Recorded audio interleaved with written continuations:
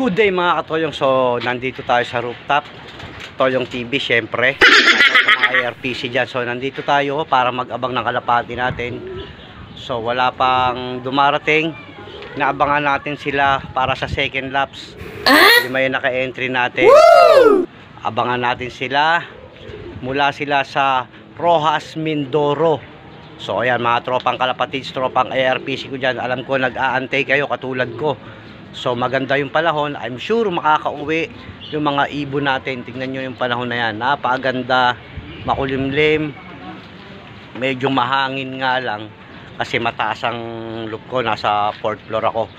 So yan mga kalapatid. So antay tayo, abang-abang tayo. Pero bago ang lahat, tara panoorin natin itong mga video na to kung paano ni-release sa Rojas, Mindoro yung mga ibon natin. So good luck muli. Tara, let's go!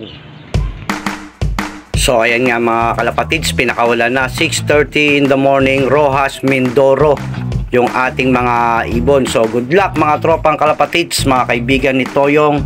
Shoutout sa tropang ARPC, sa lahat ng tropang Taytay ARPC, sa lahat ng mga coordinator. So shoutout sa inyo lahat. So abang-abang na tayo mga katropa. Second laps, Rojas, Mindoro. So yan, inuubos na kalapate, maraming mga audience. So yan, pailan-ilan na lang yan, binubugaw pa rin yan. So mga atoyo, maganda yung panahon. Kaya ano pang ginagawa natin? So ready na tayo magbaon ng tubig pag tayo nag-aabang dahil sobrang init. This is the hard race. Ubusan ng lahi, second laps. Yan, tapos na ang ating pag-release. So good luck sa inyo lahat mga kalapatids. So ayan mga katoyong, nag-aabang pa rin tayo. Time check 10:20 AM. So wala pa tayong umuwing ibon, pero alam ko uuwi ang mga ibon natin syempre. Napaka-init ng panahon, dapat may dala kayong tubig mga katoyong. Syempre, shoutout sa tropang kalapatids natin ng ARPC dyan. Alam ko nag-aantay din kayo. So abang pa uli tayo. Tara, let's go!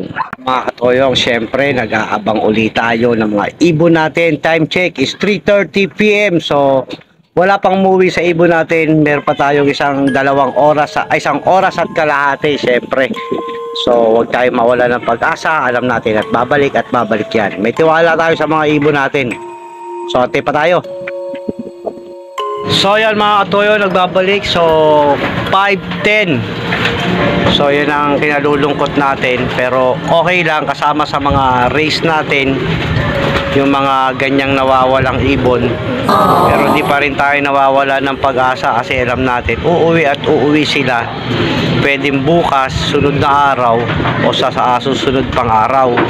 Pero ganyan talaga, bawi na lang tayo next time. Salamat sa mga sumusuporta kay Toyong. Congratulations sa lahat nakapagpauwi ngayon sa Rojas, Mindoro. So congratulations sa inyo lahat, sa mga top 20, sa mga pumasok ngayon sa second lap. So congratulations sa inyo lahat. Muli, binabati ko kayo lahat. Si Toyong ay mag-aantay lang at hindi susuko hanggat may ibon na inililipad.